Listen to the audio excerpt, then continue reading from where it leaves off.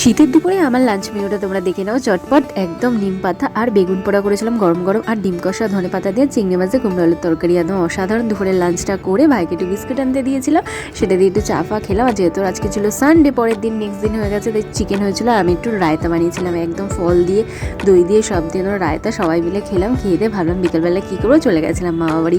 তো মামা বাড়িতে গিয়ে গরম গরম চা খেয়ে নিলাম, আর সিঙ্গাড়া ফিঙ্গাড়া নিয়ে গেছিলাম। সেগুলোই খাচ্ছিলাম, জমিয়ে গল্প আড্ডা করে বাড়ি চলে এসেছি। আসার পর পরের দিন নেক্সট মর্নিং হয়ে গেছে, একটু বেরিয়েছিলাম সকালে দুধ ফুধগুলো আনতে, সব ফুরিয়ে গেছিলো, তো সেগুলো নিয়ে এলাম। আসার পথে রুটিও নিয়ে এসেছিলাম, ভাইকেও দিলাম, আমিও দিলাম। আমরা একটু ব্রেকফাস্ট খেয়ে তারপর চলে গেছিলাম রান্না করতে। আর আমার লাউ পাতা বাটা এত ভালো লাগে, এইসব শীতকালে খেতে খুব ভালো লাগে। আর পালং শাক দিয়ে তরকারি করেছিলাম, আর মাছটা গায়ে গায়ে করেছিলাম। আর রাত্রে দেখতে পাচ্ছ আমি স্যান্ডউইচ করেছিলাম, একদম ডিম ফিম আলু দিয়ে এটাই খেয়েছিলাম।